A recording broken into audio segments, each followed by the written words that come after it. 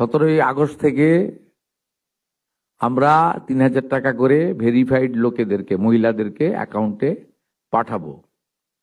এবং কারা কারা বিবেচিত হবেন সম্পূর্ণ ক্রাইটেরিয়া 10 তারিখ সোমবার বলে দেব। 17 তারিখ থেকে অ্যাকাউন্টে অর্থ যাবে, সরকারি টাকা, নিয়ম মেনে দেওয়া হবে, বিজেপির সংকল্পপত্র মেনে দেওয়া হবে। একটা স্কিম তৈরি করতে গেলে, দিতে গেলে যে ফাইন্যান্সিয়াল মিনিমাম ডিসিপ্লিন লাগে সেটা রেখেই দেওয়া হবে। 25 থেকে 60 বছর বয়সী লোকেদের দেওয়া হবে। অন্যান্য সমস্ত আপনারা কাগজ পেন নিয়ে আসবেন, নোট করতে থাকবেন। আমি এবং সংশ্লিষ্ট মন্ত্রী অর্থ সচিবকে রেখে বলে দেব 17 তারিখ থেকে অ্যাকাউন্টে টাকা ট্রান্সফার হবে। আর এটা কেবলমাত্র এই মাসে হয়ে যাবে, পরের মাসে থেকে বিজেপি সরকার যতদিন থাকবে প্রত্যেক মাসে দ্বিতীয় সপ্তাহে টাকা ট্রান্সফার হয়ে যাবে। তো হ্যাঁ, এটাই বলতে চাইছে যে তারা অন্নপূর্ণা যোজনা অ্যাপ্লাই করেছে, কিন্তু যারা লক্ষ্মী ভান্ডার পেত তো তারা উপযুক্ত বলে মনে করে যে তাদের লক্ষ্মীর ভান্ডার কারা পেত? মানে যে সমস্ত সাধারণ মহিলারা যারা পেতেন লক্ষ্মীর ভান্ডার, যে পুরুষরা পেত তাদের কি হবে? হ্যাঁ সেটা তো বটে, সেটা আমরা বলেছি, যেটা আমরা সেটাই, যেটা বাংলাদেশে অবৈধ অনুপ্রবেশকারী। আপনার কথাই আমরা অবশ্যই বলি, যখনই আমরা জানাই আমরা বলি যে ভেরিফিকেশন চলছে। মমতা ব্যানার্জি কি করেছিল একটু শুনবেন নাকি? হ্যাঁ 100 বার নিশ্চয় লিখুন। লিখছেন 2021 সেপ্টেম্বর 2021 1,52,62,588 জনকে 500 করে টাকা দিয়েছিল। 1,52,62,588। তারপর থেকে টাকা দেওয়া বন্ধ করে দিয়েছিল। এপ্রিল 2022 মাঝখানে বন্ধ ছিল। ফেব্রুয়ারি মার্চের 2 মাসের টাকা একসঙ্গে দিয়েছিল 21,84,631 হলো। এরপরে টাকা দেওয়া বন্ধ হয়ে গেল। মে জুন 2022, জুলাই 22-এ দিল 3,77,883।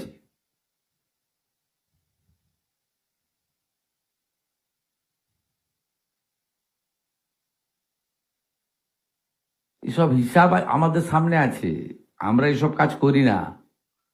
আপনাদের খুব পরিষ্কার বলি, সরকারি টাকা। আমাদের কমিটমেন্ট ছিল, কমিটমেন্ট আছে, কমিটমেন্ট থাকবে। জুন মাস থেকে 31 জুলাই পর্যন্ত ফর্মে অনলাইন অফলাইনে আবেদন নেওয়া হয়েছে। অফলাইনে যাদের আবেদন নেওয়া হয়েছে তাদেরকে পোর্টালে আপলোড করার কাজ হচ্ছে। ভেরিফিকেশন করা হয়েছে। প্রথম যেহেতু আমরা জুনে লঞ্চিং করব বলেছিলাম, 28 লক্ষ লোককে এখান থেকে দিয়েছিলাম। নেতাজি ইন্ডোর স্টেডিয়াম থেকে আমরা অ্যাপ্রক্স 1,19,00,000 মতো লোককে দিয়েছিলাম। তারপরেও আমরা আবেদন নিয়েছি 31 জুলাই পর্যন্ত। 2,16,00,000 মোট আবেদন করেছেন। এই আবেদনকারীদের প্রত্যেকটা ভেরিফিকেশন করার কাজ চলছে। ভেরিফিকেশন প্রায় শেষ পর্যায়ে এসে গেছে। আজকে আমি ডিটেলসে বলবো না। 10 তারিখে আমি এবং সংশ্লিষ্ট মন্ত্রী মালতী রাভা রায় ডিটেলসে প্রেস কনফারেন্স করব 2 PM, ঠিক আছে? আপনারা আসবেন মিছিলের আগে, তেরঙ্গা যাত্রার আগে। 17 আগস্ট থেকে 10 জুলাই পর্যন্ত যারা আবেদন করেছেন তাদের ভেরিফিকেশন কমপ্লিট করা যাবে, মানে 10 তারিখ পর্যন্ত এই মাসের। 11 থেকে 31 জুলাই ভেরিফিকেশনের জন্য আরো সময় লাগবে। কিন্তু আমরা এই মাসের 17 আগস্ট থেকে আমরা 3,000 টাকা করে ভেরিফাইড লোকেদেরকে, মহিলাদেরকে অ্যাকাউন্টে পাঠাবো। এবং কারা কারা বিবেচিত হবেন সম্পূর্ণ ক্রাইটেরিয়া 10 তারিখ সোমবার বলে দেব। 17 তারিখ থেকে অ্যাকাউন্টে অর্থ যাবে, সরকারি টাকা, নিয়ম মেনে দেওয়া হবে, বিজেপির সংকল্পপত্র মেনে দেওয়া হবে। একটা স্কিম তৈরি করতে গেলে, দিতে গেলে যে ফাইন্যান্সিয়াল মিনিমাম ডিসিপ্লিন লাগে সেটা রেখেই দেওয়া হবে। 25 থেকে 60 বছর বয়সী লোকেদের দেওয়া হবে। অন্যান্য সমস্ত আপনারা কাগজ পেন নিয়ে আসবেন, নোট করতে থাকবেন। আমি এবং সংশ্লিষ্ট মন্ত্রী অর্থ সচিবকে রেখে বলে দেব 17 তারিখ থেকে অ্যাকাউন্টে টাকা ট্রান্সফার হবে। আর এটা কেবলমাত্র এই মাসে হয়ে যাবে, পরের মাসে থেকে বিজেপি সরকার যতদিন থাকবে প্রত্যেক মাসে দ্বিতীয় সপ্তাহে টাকা ট্রান্সফার হয়ে যাবে। অতএব এটা নিয়ে বিভ্রান্ত হওয়ার কিছু নেই। আমাদের সব সোশ্যাল মিডিয়া টিম যারা যারা রিল বানাচ্ছেন, রিল করছেন, খুব নজর রাখছে। যারা মিথ্যা তথ্য দিচ্ছেন তাদেরকে চিহ্নিত করে রাখছি।